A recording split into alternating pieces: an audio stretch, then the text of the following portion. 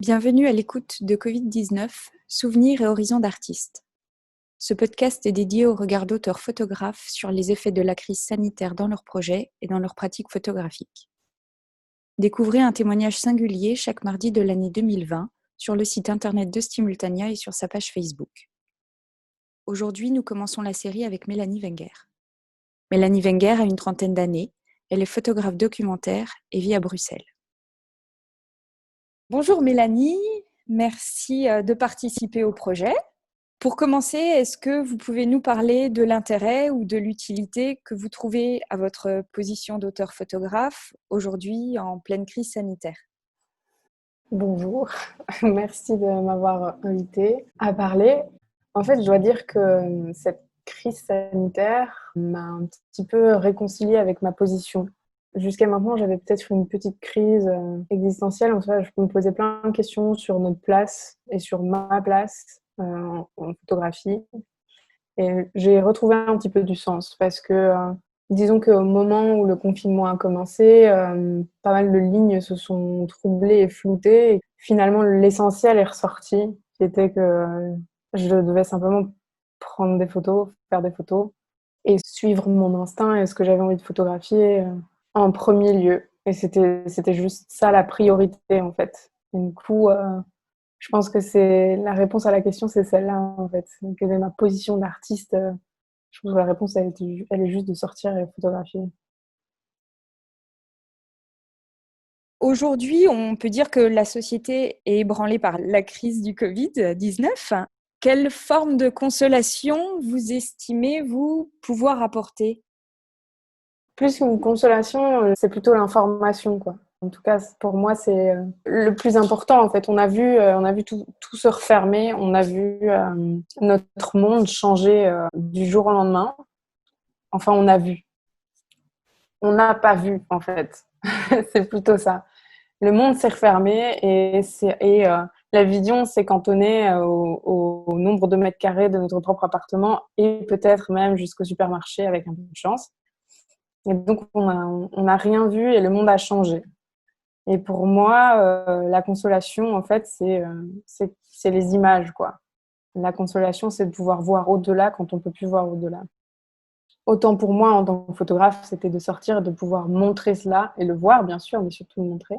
Autant, je pense, c'est aussi pour cette raison que j'essaie de le montrer. Et ça a été facile de pouvoir aller le voir et le montrer ?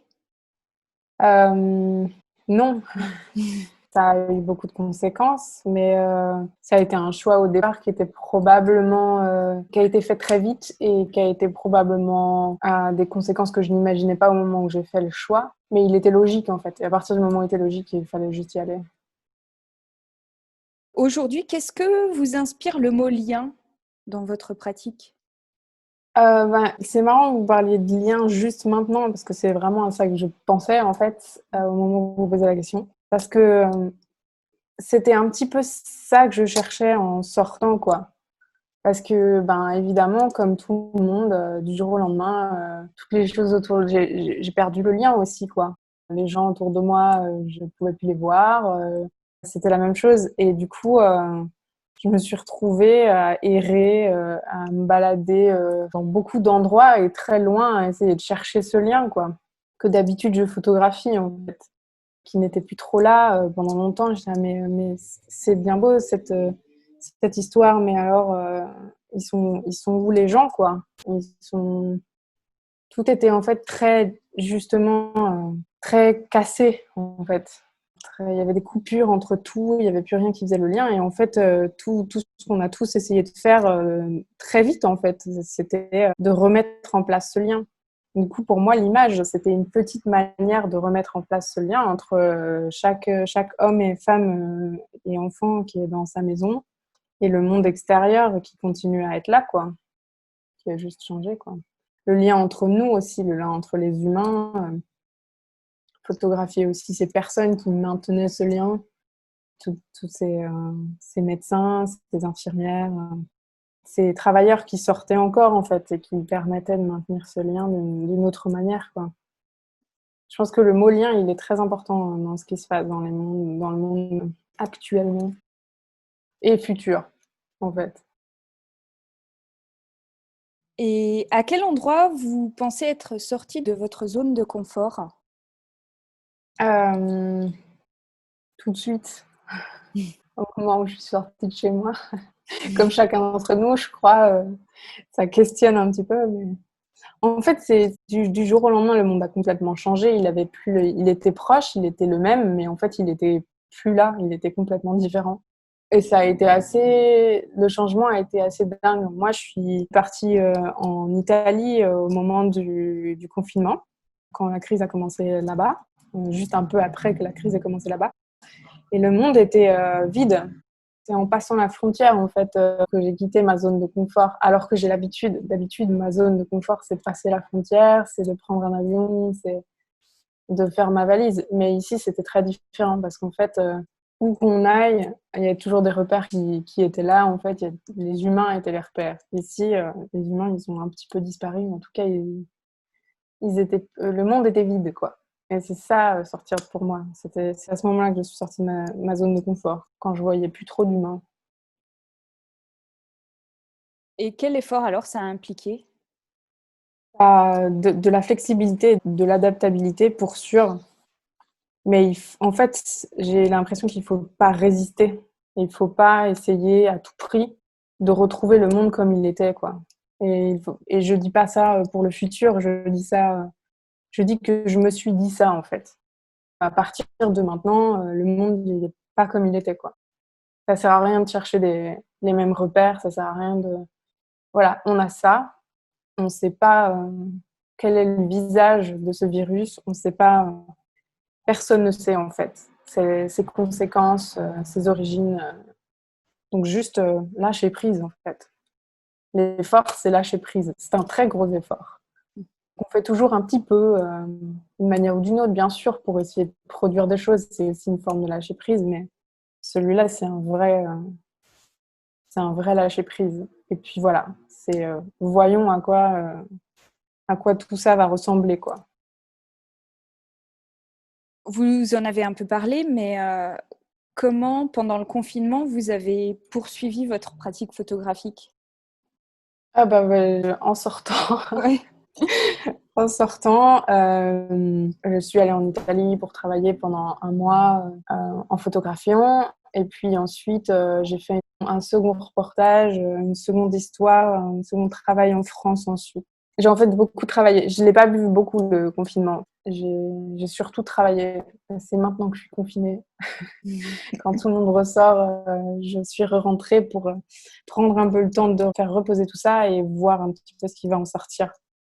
Mais voilà, je suis sortie et j'ai photographié. Voilà comment j'ai poursuivi ma pratique. Je sais que c'est pas du tout le cas de tout le monde, chacun a fait à sa manière, mais c'était la mienne. Est-ce que vous pouvez nous raconter maintenant l'image que vous avez choisi de partager? Oui, alors j'ai choisi de partager une image que j'ai faite en Italie en suivant les ambulanciers volontaires en passe à Piacenza.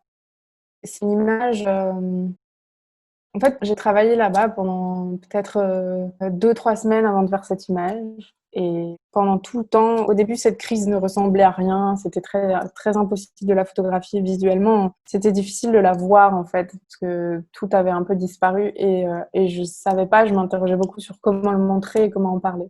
Et en parallèle de l'Italie, on voyait l'Italie souffrir, mais on voyait aussi la France, la Belgique, ne pas saisir l'importance de ce qui était en train de se passer et ne pas saisir aussi que ça allait arriver très vite chez eux, enfin chez nous quoi. Et de l'Italie, l'idée c'était vraiment ça va venir mais il y a une certaine inconscience et je m'interrogeais sur comment le montrer en fait. Comment faire comprendre par l'image ce qui était en train de se passer et ce qui allait arriver en France. Parce que apparemment les chiffres qui venaient d'Italie ne suffisaient pas pour saisir en fait la gravité de la situation. Et j'ai mis beaucoup de temps à comprendre. Et pour moi, finalement, cette image, elle était la bonne image pour ça. Elle était de montrer en fait ce moment qui est le moment du basculement en fait de toutes ces personnes qu'on ne voyait pas parce qu'elles étaient tous dans leur maison, parce que les personnes qui avaient le coronavirus ne pouvaient pas sortir, étaient confinées ou alors étaient à l'hôpital et donc il n'y avait aucune relation en fait. On ne pouvait pas beaucoup les rencontrer, on ne pouvait pas les voir sans prendre un risque énorme. Et finalement, j'ai compris que c'était ce moment-là qui était le plus important. Donc ce moment-là, il se passe quand cet homme assez âgé qui est atteint par le coronavirus appelle les unités d'urgence parce qu'il sent que c'est le moment de basculement, en fait, et où il a besoin de davantage de soins médicaux. Et quand les urgences viennent le chercher, l'homme marche, en fait. Le problème, il est respiratoire et on ne sait pas ce que ça peut donner parce que personne ne connaît ce virus. Et donc, en partant et en quittant sa maison, il dit au revoir à son fils. Et on sait qu'à ce moment-là, en Italie, il y a énormément de personnes de cet âge qui sont plutôt à haut risque, qui quittent leur maison de cette manière-là, en marchant avec les ambulanciers et ne reviennent jamais.